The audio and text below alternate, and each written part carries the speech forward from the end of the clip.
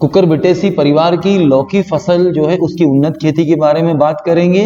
और लौकी की जो फसल है उसमें हम आपको जानकारी देंगे, सामान्य जानकारी, जल प्रबंधन, खरपतवार प्रबंधन, कीट व्याधि प्रबंधन, पोषण प्रबंधन एवं आर्थिक समीक्षा। कद्दू वर्गीय सब्जियों में लौकी का एक बहुत अच्छा स्थान है। हरे फलों को सब्जी, मिठाई, रायता, खीर इत्यादि इससे बनाए जाते हैं। सूखे फलों को शराब या स्पिरिट भरने के लिए उपयोग किया जाता था। इसे बॉटल गार्ड के नाम से भी इसको जाना जाता है। लौकी के फलों में खास करके विटामिन ए होता है, कैल्शियम होता है, लोहा और अन्य पोषक तत्व होते हैं। इसका जो औसतन उत्पादन है वो 90 से 100 क्विंटल प्रति एकड़ आता है। और अच्छे जल निकास वाली कार्बनिक पदार्थ युक्त मिट्टी लौकी के लिए काफी अच्छी मानी जाती है। मिट्टी का जो पीएच मान है वो 6.5 से 7.5 का पीएच, जिस पीएच मान के ऊपर सारे पोषक तत्व विद्यमान रहते हैं। इसकी जो किस्में हैं उसमें पूसा हाइब्रिड 3, पूसा नवीन, संदेश, हरका बहार, नरेंद्र, रश्मि इत्यादि प्रजातियां जो है वो अनुशंसित की गई हैं। फसल अवधि इसकी 3 से 4 माह है। और इसकी जो बीज दर है वो संकर बीज जो है वो 400 से 500 ग्राम और उन्नत किस्मों की जो बीज है वो 1 से 1.5 ग्राम प्रति एकड़ के हिसाब से रेकमेंड की गई है। लौकी के लिए जलवायु और तापमान के लिए अगर हम देखें तो ये दोनों तरह की जलवायु में अच्छी तरह आती है। गर्म एवं शुष्क जलवायु, पौध वृद्धि के लिए जो तापमान है 25 से 35 और उसके बाद जब वो लौकी के फूल आते हैं उस समय 25 से 30 डिग्री का जो तापमान है वो काफी उपयुक्त माना जाता है। अगर हम देखें तो बुआई का समय, लौकी को 2 बार इसकी बुआई करते हैं, एक जून और जुलाई में और एक फरवरी मार्च में। दोनों ही समय लौकी बहुत अच्छी तरीके से इसकी खेती की जा सकती है, लेकिन इसका बीजोपचार करना बहुत जरूरी है जिससे कि बीज जनित रोगों से हम इसको मुक्त कर सके, जैसे मैंकोजेब, कार्बनडाजिम, कार्बोक्सिन और थायरम से मिला जुला जो उत्पाद है उसको भी हम 78% WG जो है वेजिटेबल ग्रेन्यूल जो होता है उससे हमको इसको उपचारित करना चाहिए। 2 ग्राम प्रति किलोग्राम बीज से उपचारित करें। थायोफिनेट मिथाइल जो है, जो कि उपचारित करने से उकसूक की समस्या नहीं होती जब हम इसको थायोफिनेट मिथाइल और पायरोक्लोस्ट्राबिन से जब हम इसको उपचारित करते हैं, जिसकी मात्रा है 2 मिली प्रति किलोग्राम बीज। बात करते हैं नर्सरी में पौध तैयार करना।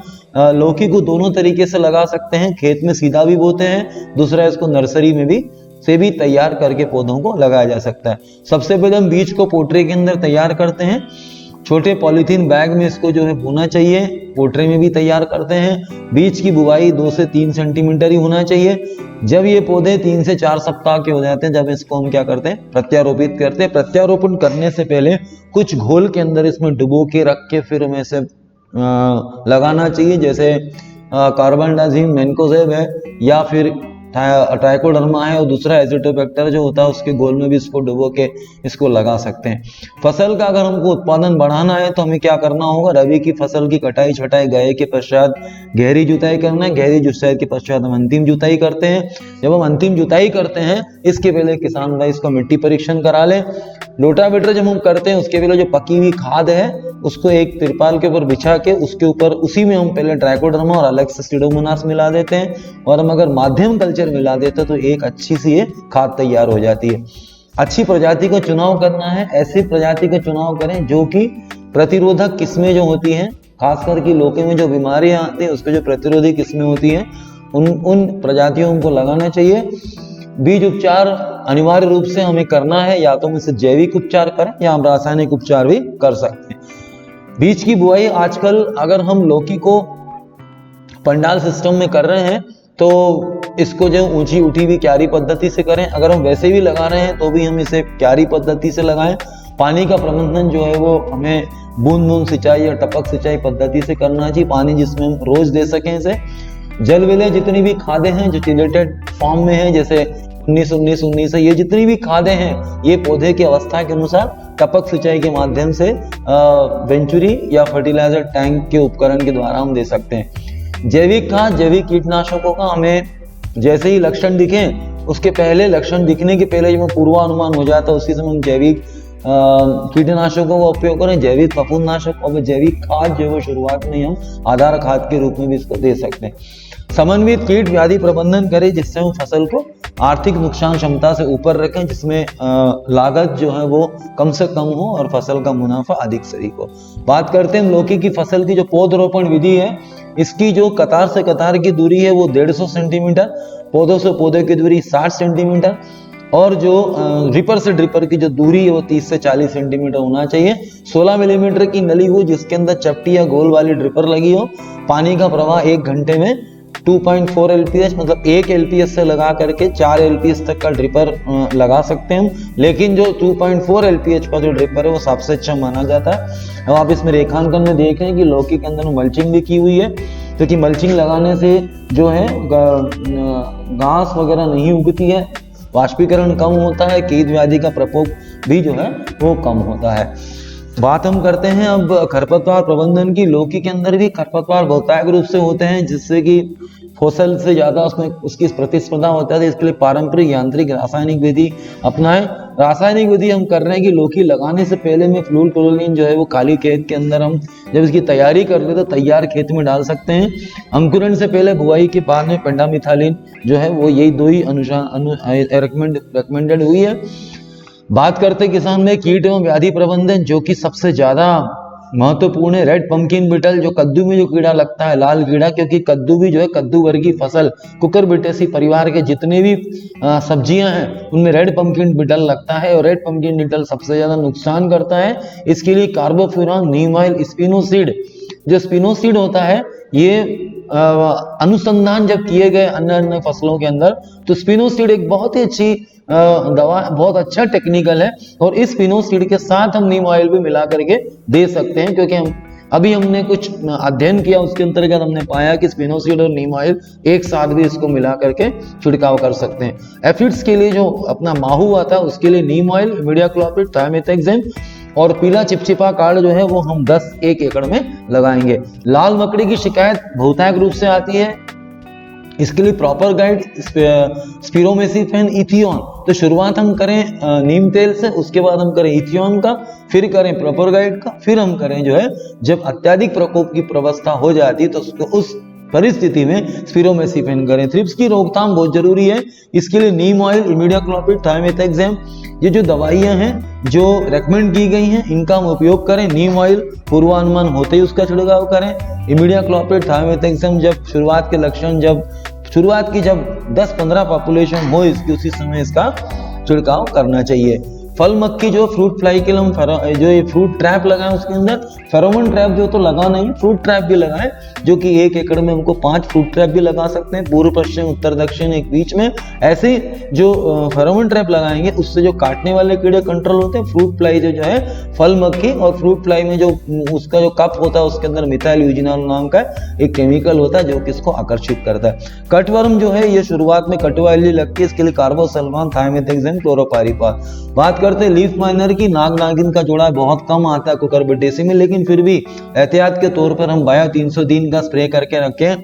प्रोफेनोफॉस, नीम ऑयल करेंगे तो इससे भी जो है ये जो लीफ माइनर है ये कंट्रोल हो सकता है। जड़ सड़न रोग होती है जिसको अपने ये बोलते हैं सूत्रकृमि, इसके लिए कार्बोसल्फान, फ्लुओपायरम, क्लोरोपाइरीफास, और दूसरा जो है मेटारिजिम जो हम जैविक कीटनाशक के रूप में भी उसका उपयोग कर सकते हैं। चूर्णित आसिता का मतलब पाउडरी मिल्ड्यू होता है, ये भी इसमें कुकुरबिटेसी में काफी तादाद में इस बीमारी को देखा गया है। कॉपर ऑक्सीक्लोराइड, मैंकोजेब, मैक्लोब्यूटानिल, सल्फर जो है घुलनशील। लेकिन हाँ, कुकुरबिटेसी में याद रहे कि सल्फर का उपयोग उस समय न करें जब तापमान बहुत ज्यादा हो, उस परिस्थिति में लीफ स्कॉर्चिंग की प्रॉब्लम आ सकती है, मतलब पत्तियां जलने की समस्या आ सकती है। डाउनी मिल्ड्यू जो है ये बहुत ही प्रचलित बीमारी है इसके अंदर, जिसके अंदर काफी तादाद में आर्थिक नुकसान होता है। डाउनी मिल्ड्यू या इसको अपन परिणित आसिता बोलते हैं।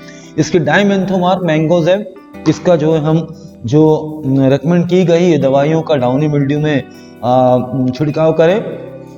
गमी स्टेम ब्लाइट जो होती है ये जो होता है इसके अंदर में डिप्लोडिया नाम का एक फंगस होता है, इसके कारण गमी स्टेम ब्लाइट मतलब गम इसके अंदर निकलने लगता है और जो है इंटरनोड जो है फटने लगती है। इसके लिए कॉपर ऑक्सीक्लोराइड बैक्टीरियानाशी का हम छिड़काव करें।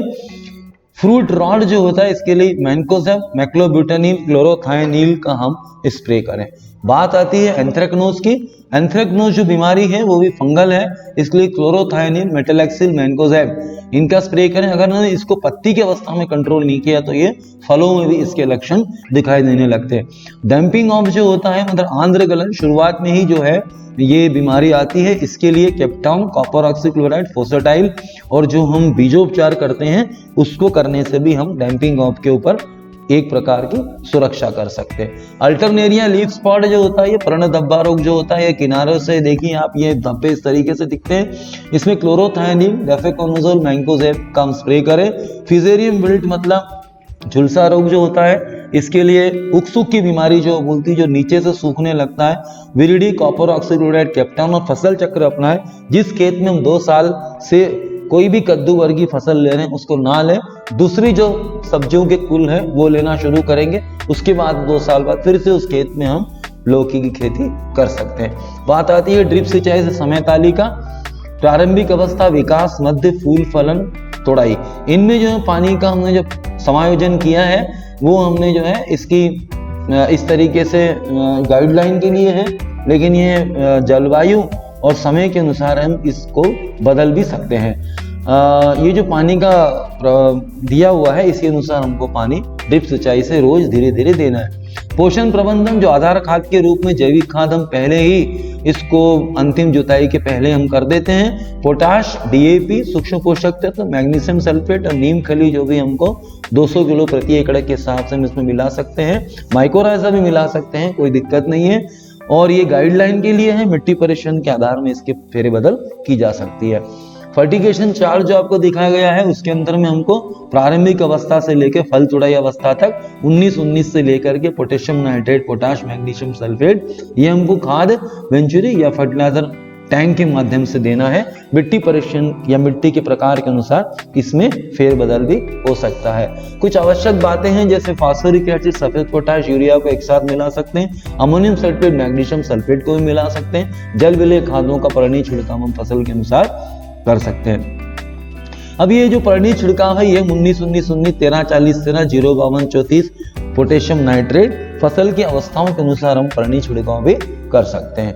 बात आती है उन्नत सिंचाई, परंपरागत सिंचाई। आप देख रहे हैं कि लौकी की जो खेती है उन्नत खेती से की जा रही है। इसके अंदर में पानी की बचत है, खाद की भी बचत है, ऊर्जा की बचत है, खरपतवार रोगों में कमी है, बेहतर गुणवत्ता उत्पादन मिलता ही मिलता है और श्रम लागत में भी बचत कम होती है, क्योंकि हम इसमें पानी फेरने में या खाद देने में किसी प्रकार का हम लेबर नहीं लगा रहे। बात आती है आर्थिक समीक्षा की। जो हमने जो लागत लगाई है, जो उन्नत खेती है उसमें 49,000 रुपए, अतिरिक्त खर्च जोड़ने को 53,900 रुपए, परंपरागत खेती में 31,000 रुपए, 10% जोड़ोगे तो 34,100 रुपए।